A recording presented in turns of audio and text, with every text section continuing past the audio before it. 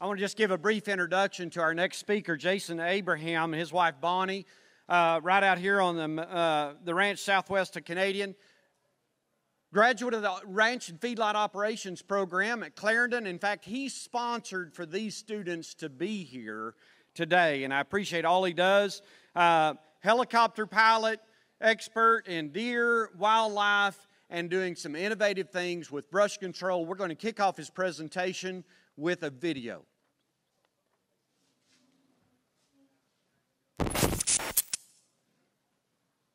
Well, welcome to the ranch.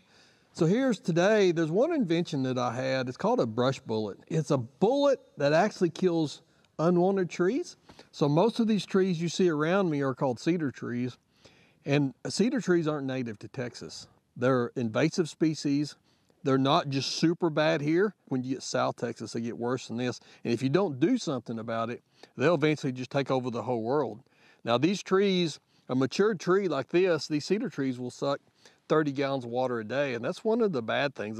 They're like a tick on the earth. They're just sucking all the nutrients out of it. The brush bullet is really neat. There's lots of ways that you apply it. You can just throw it out, or you can use an applicator. We've got guns you shoot, or we got the helicopter. We got applicators for the helicopter, which works great. We got drones, it works great. So if you look over here, you can see those trees are scattered. When they're scattered like that, those are the ones that we shoot with the guns. And you can do them a couple ways. You can shoot from the helicopter, you can shoot from a horse, you can shoot from a four-wheeler, you can shoot from a side-by-side. It's just real versatile. We got one deal, an applicator that straps on the side of the helicopter, and we can just float around and just hit them just super fast. And that's the same applicator for the drone. Now, when you get into the thicker spots, so look over here, these spots are almost so thick that you can't really get them all. So we've got another application where we're actually spreading these bullets, and that does a great job. The cool thing about doing like this is it gets all the little bitty trees. You're getting all of them. Now you're gonna do some grass damage, but truthfully, the trees are so thick, there's not a whole lot of grass to damage in between there. In Texas, there's 19 million acres of land that's just like this and worse. And you can't do nothing about it. I mean, you can go dig them up. That tears everything up. You go dig them up. You walk to each one of them. That takes a while. So this way is fast. When we're shooting them, like when they're individually scattered out, you're talking about 100 acres an hour. When we're doing it like this little strip here, which is about 40 acres, took me literally 5 minutes to do. And I killed all them trees in 5 minutes. I want to take you down here and let's go look at these trees a little closer. You know, one of the things that people tell me is like, oh, you can just burn these trees. Well, these trees don't die. So if you see this tree here, it's dead there, but you got all this growth here. So in 2006, which would have been, 16 years ago, we had a big fire come through here and it burned all these cedar trees up. And everybody says, oh, it kills your cedar trees. Nope, it doesn't. This is what it killed, the tops, and then it comes right back. The problem when you get into killing cedar trees is you got a lot of these small trees, okay? So I've designed these bullets to be able to kill small trees and big trees. So each bullet will kill a 3-foot tree. So say this tree right here, one bullet kills this tree, okay? So now you move to a bigger tree, to like say a 6-foot tree. This tree right here, 2 bullets kills this tree, okay? And then as you move to these bigger trees, you just figure 3 foot per tree. So this tree here, let's say 3 to 4 bullets are gonna kill this tree, okay? And what you do is you shoot the bullet from the gun or from the helicopter, the tree catches the bullet, and then it drops down on the ground. And then when it rains, the rain takes it into the ground, and then it's drawn up through the trees. And so then it's killed the trees from the ground up, from the roots up, and then the tree decays really fast. And that's important that the dying tree decays fast because we don't want a whole bunch of skeletons out here. So you can see behind me, these trees get really thick. And this is where we use the spreader bucket to spread the chemical. And the neat thing about it is it gets all the trees. So you get a big tree, A big tree catches a couple bullets, but then you catch these little guys. So like these little guys, you're not going to catch these little guys with a gun from the helicopter or even driving around on a Ranger. But you catch these little guys, well then that saves you from having to come back and treat them in 5 years. So when we want to be killing these trees is starting in like February, end of February, March through July is a really good time to be getting the chemical out. Now, when you get the chemical out, it takes about 3/4 of an inch of rain to completely dissolve the bullet, for the bullet to be gone down. And you know, an inch of rain is better. We don't want a hard rain, but we do want enough rain to dissolve the bullet. And the neat thing about the bullets, like I said, they're one bullet kills 3 foot of tree. Well, we don't want all the chemical right here. We want one here, one there, one there. We want to be able to surround it. And that's the reason why when I design these things, I design them to be hit multiple times so that it kills the whole tree. Because if you hit it just all right here, it just kills half the tree.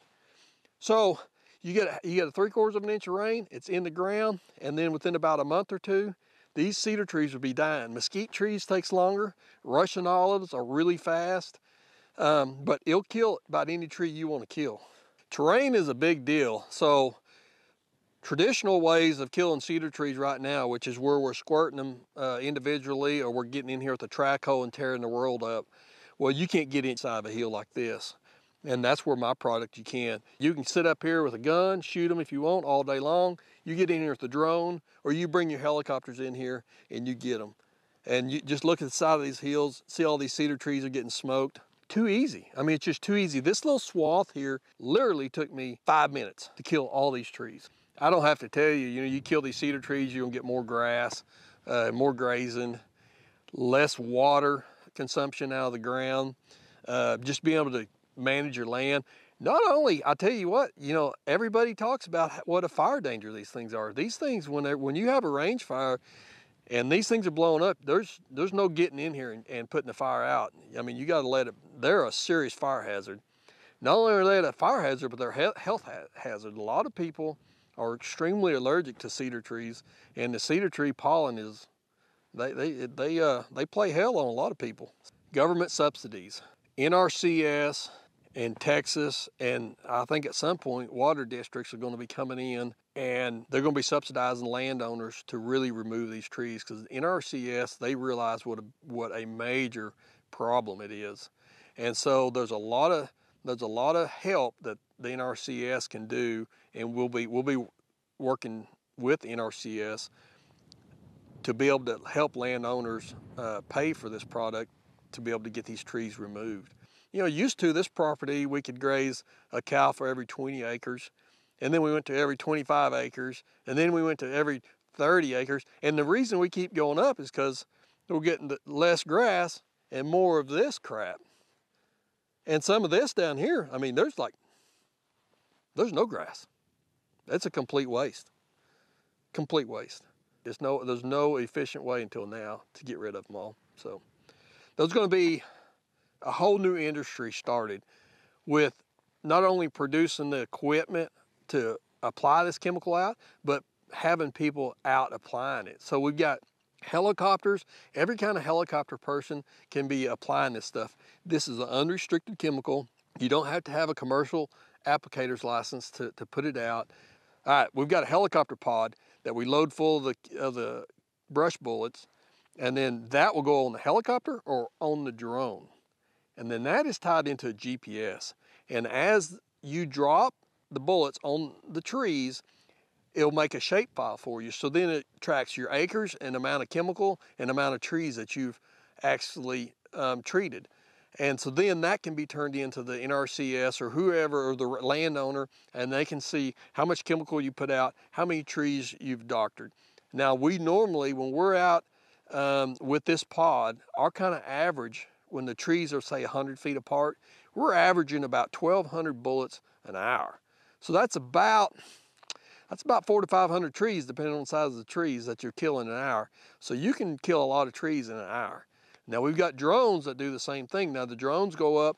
You got one drone goes up, maps the whole pasture, maps every tree, and then we got other drones that come along that will applicate it. Now, the drones will catch up to what we're doing. They're going to have hell keeping up with a helicopter right now. A helicopter is fast. I mean, we are really fast in a helicopter and accurate, really accurate. Now, if you're not into the helicopter drone deal, you can cover a lot of country just shooting them. So you get our guns, and if you can drive a straight line and you shoot 100 feet either side of you, you can cover a 200-foot swath. You can do a lot of acres. You can kill a lot of trees. And then also you can come in here with a four-wheeler. You can come in here horseback, or you can just walk. It doesn't matter. You can walk to each tree if you want, but when you get our guns out and you go to shooting trees, it's actually kind of fun, just sitting there going, just shooting trees. One of the things that's really important to me is you just take out the bad trees. You don't take out all the trees. Because if you like me, there's a lot of trees that I want to keep. Like I want to keep my cottonwoods. I want to keep my hackberries. There's trees that are important to me that I want to stay on the ranch. I don't want to just kill everything around, every tree in the world. I want to be able to strategically take each tree out individually. So where we're at is we're waiting on the EPA. So we're waiting on labeling. Labeling was supposed to have been done the first week of 2023. Of course, the government, they're delaying and delaying. So hopefully, fingers crossed, hopefully we've got our labeling done and we're out spring of 23, summer of 23. Fingers crossed. It's ready to go. We're just waiting on the government for that. You'll see it, and it'll be called Brush Bullet, and we'll be following up with y'all. But there will need to be dealers. We're going to be needing, if you got a helicopter or a drone business, or you're wanting to start something like that, you need to be getting in contact with us, because we are going to be looking for, as soon as we get labeling, we're going to be looking to have these guys come out here and start applying it for the ranchers. The ranchers are going to be needing people like y'all to get it out there. So Texas will be the first state to implement it, and we'll be rolling pretty fast here in Texas. So once we get it out there, it's going to be popular.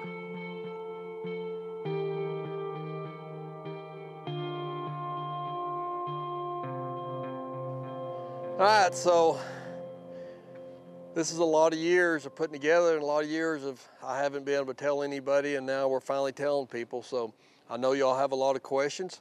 So I'm gonna end the video here, and I'm gonna let my clone, who's standing down here, answer all your questions, and y'all have a good day.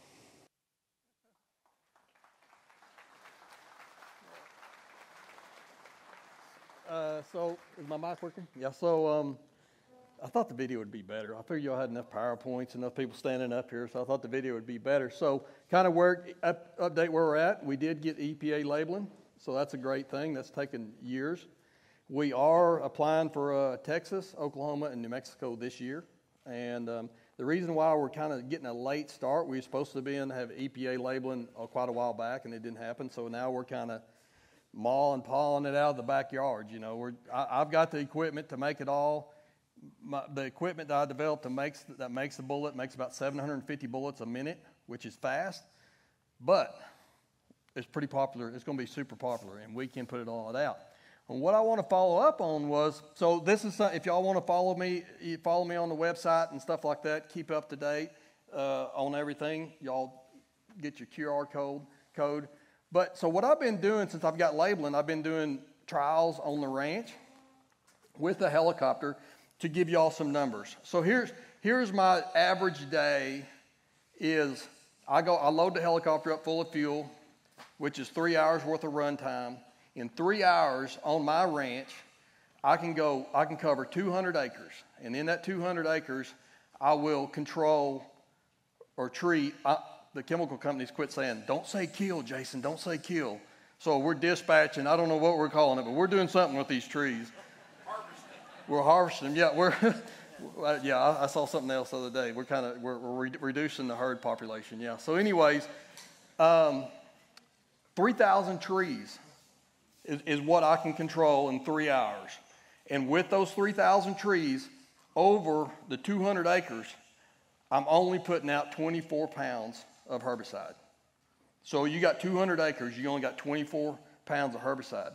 If you go full retail on that, on me, which, I mean, I don't have the trees like Craig's got. I've seen his. He's got a bunch, but like I'm at 15 trees an acre. So I've got some trees that got a lot of acres, a lot of trees, and some acres that got no trees.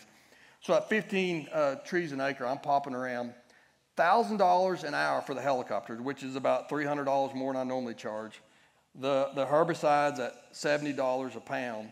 It comes out to about $23.40 an acre. Now, what's that compared to? IPT on the ground. If you get the IPT on the ground, guys, shooting it on the ground, they're just getting the flats, and you're looking at close to $200 an acre.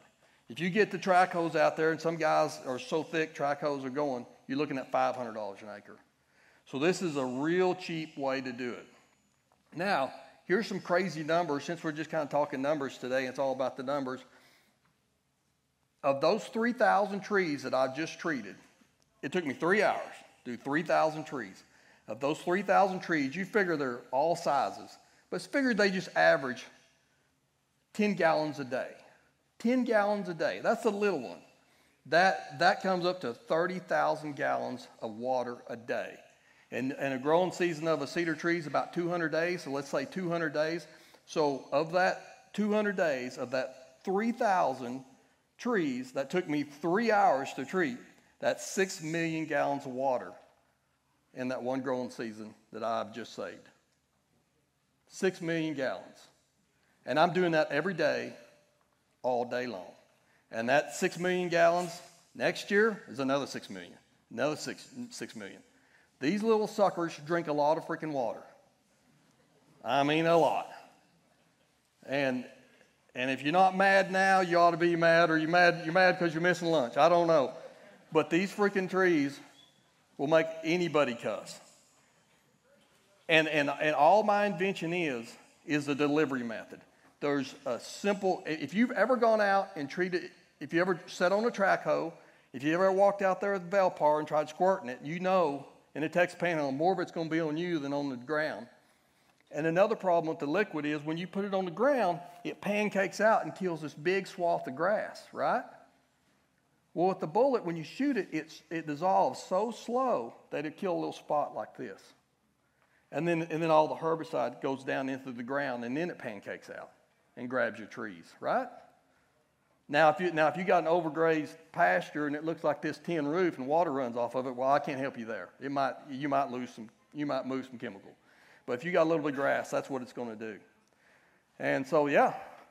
So that's where we're at. I'm kind of getting hungry. I don't know if y'all are, but I could go all day about this, but that's where we're at. We're excited about it.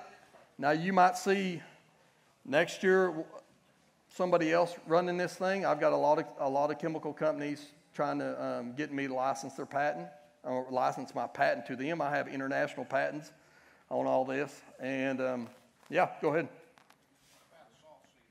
Salt cedars, yeah. Salt cedars, oh, man, they'll smoke a salt cedar. You just open the lid by a salt cedar, and they're done. You got to be careful. The herbicide isn't labeled for be doing it in the water, so you got to be careful where you're at with the salt cedars. That same with Russian olives, too.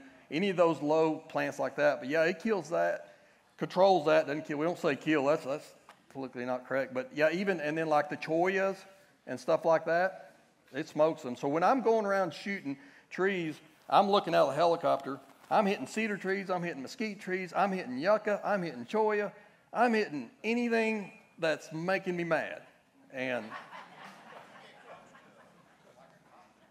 if you want to kill cottonwood, you just get close to it and you'll smoke it. So you need to. Cottonwoods are sensitive, and their roots go out a long way. So you need to keep your distance. Yeah, and I do. I keep my distance because I love my cottonwoods. Yeah. So Jason, tell about Craig's experience with eliminating the cedars on his ranch, and how on the draw that feeds into the lake that's down near their lodge, how that, if I've got it right, how that lake or that stream never ran. Yeah. So Craig eliminated the cedars. Craig's just north of me, and I've got the same thing on me. And one of the spots where y'all saw all those trees being eliminated, I've got the same situation. And what Craig's seeing and what I'm seeing, but I just told you get 6 million gallons of water. Well, that water is going to come out, and now these springs start showing back up. And I'm getting the same thing that Craig's getting. Craig's seeing his springs that he's never seen before. And we just don't. So these trees are like compound interest. It just slowly sneaks up on you. You just never realize how bad the trees are until one day you look around. And even today, I go up there, I'm flying around the helicopter, I'm having a good time, I got my music playing, and I'm like, every big tree I hit to, I'm like, oh yeah, I'm going to get through this 200 acres pretty fast. When I get to that one big tree, hell, there's 10 little ones right next to it. I'm there half the day going, just killing them all, So, but yeah, so we've come to a long ways. We started out shooting everything from the air. I got tired of carrying their fat butts around, and not everybody can shoot as good as the next guy. And so then Nate developed a new deal that we strap on the helicopter so I can do it all by myself. And also it's really important that we have a GPS reading, because some of the companies we're working with have GPS satellite images that can map all the trees for us, and then we can come in there and dispatch these trees with a drone or with a helicopter. So I'm doing it with a helicopter right now, and I am freaking fast. But I know drones are coming, and I could develop a drone in about 5 minutes, but I freaking hate drones. So I'm gonna let somebody else do it, because I'm a helicopter pilot. I do not like drones, and so, but the drone's the future. You'll be able to, at some point, you'll be able to call up. It's like Adam was saying, box comes to you, the map's already in there. You push start, the drone pops up, the drone takes off, goes to treat your trees, comes back, lands. You ship it back to FedEx, and it's done. But today, for me, them drones suck. I'm a helicopter guy, and I've been a helicopter guy for 30 years. And I love to freaking fly helicopters, and I don't like to fly. Everybody's like, you want to fly my drone? I'm like, no, I don't want to fly your drone. I'm a helicopter pilot. So, anyways, any other questions? Yep. How long it lasted with no rain? Yeah, so, yeah, Craig's a good one to know. So it'll lay there. What's the question? How long it'll last without any rain. And I had some sitting out since September, and it was still sitting there. It will sit there, I guess maybe till the end of time, until we finally get some rain. So we finally got that rain last night. So if y'all are driving back to Amarillo and you're in between Pampa and Miami and Canadian, you hear screaming, don't worry about it. It's just some trees over there with a bellyache on me, because all winter I've been doing all these tests all winter, and it hadn't rained a freaking drop till last night. So it takes about a 3/4 of an inch to melt it. Go ahead. You said one bolt for 3 feet? Yeah. Okay, on a mesquite, how would you measure that? About the same. But if it's multiple branches, I would start doubling down. I mean, if you got a single branch, I start doubling down on the mesquite. Now, but still go, one bullet for every 3 foot. But as long as you can place it where it needs to be. Jason, great job. How about we give him a big hand? Thank you. Hold out here for just a second. Now, Jason, I know that we have several people raising their hands wanting to ask more questions. Your booth is right as you enter the tent over there. Is that right? Yes. And you'll be there. Some of your crew will be there to talk about the product and throughout the afternoon. Yeah, you can go see the videos, the drones, and me flying around in a helicopter really fast. So. Very good. Very good. Great presentation. Thank you. Yep. Exciting stuff. Exciting stuff. Yeah, give him another hand.